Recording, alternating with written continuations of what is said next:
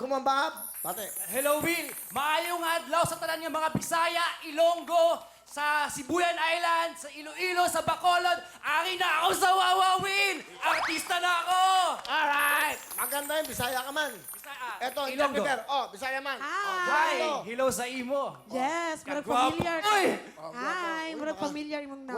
Walang boyfriend. May girlfriend ka ba? Wala din. Tabi mo, tabi mo.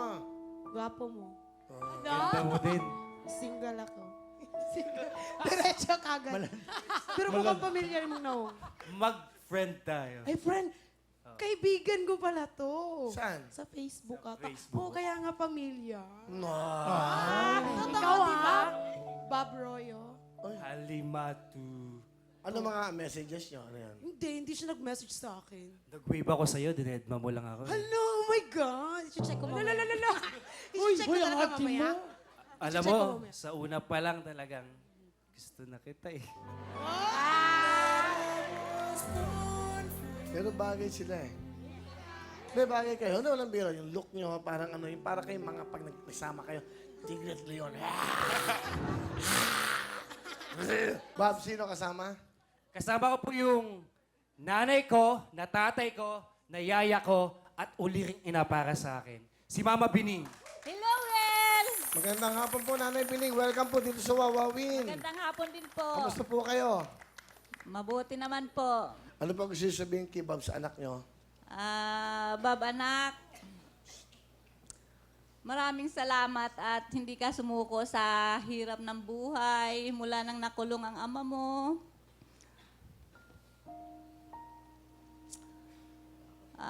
Maliit pa kayo nang nakulong ang ama mo. Pero nagpursige pa rin kayong mag-aral.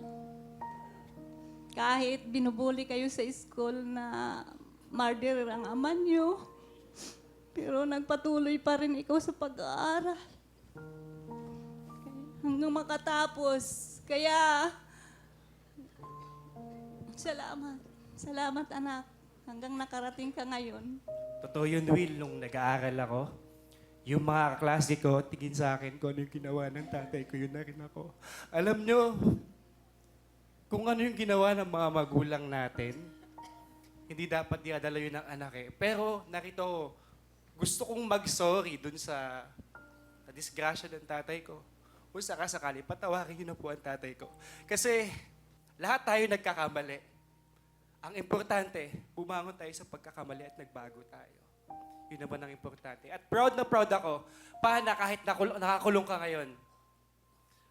Salamat dahil hindi ako maging ganito kung hindi dahil sa'yo, kundi dahil sa nanay ko.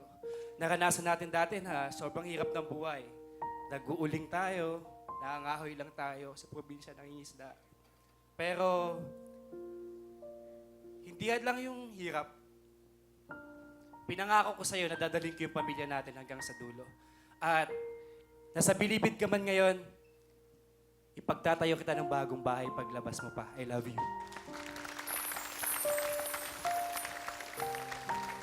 Ma, salamat na alala ko habang nag-aaral ako. Hinahabol ka ng mga pulis dahil nagtitinda ka ng mga hikaw at saka mga kwinta sa labas ng school. Pinag-aaralan namin.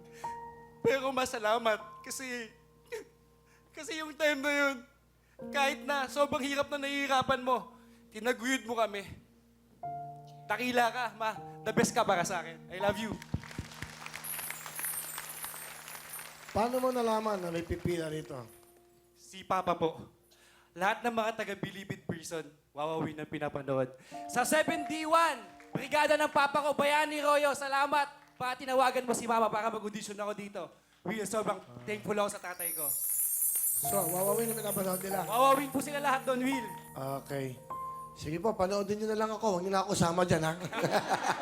Biro lang, ha? But, sana papasaya na. Sana maging inspirasyon tong programa to sa inyo. At sana ho, alam nyo na, ang buhay ganyan talaga eh. Tama ka, lahat nagkakamali. Pero dapat may forgiveness sa puso. Kaya lang, siyempre, mabigat kasi magpatawad kung masyado mong mahal. At kung masyado talagang napakahalaga sa'yo ng taong nawawala. Kung ano man yun, hindi ko naaalamin yun. Pero, pagdasal nyo, na sana magkaroon ng lambot sa puso kung sino man yun, ha? At ganun talaga ang buhay. Basta importante, maayos ka, andyan ang nanay mo. Di ba, Bob? At ang importante, andyan siya.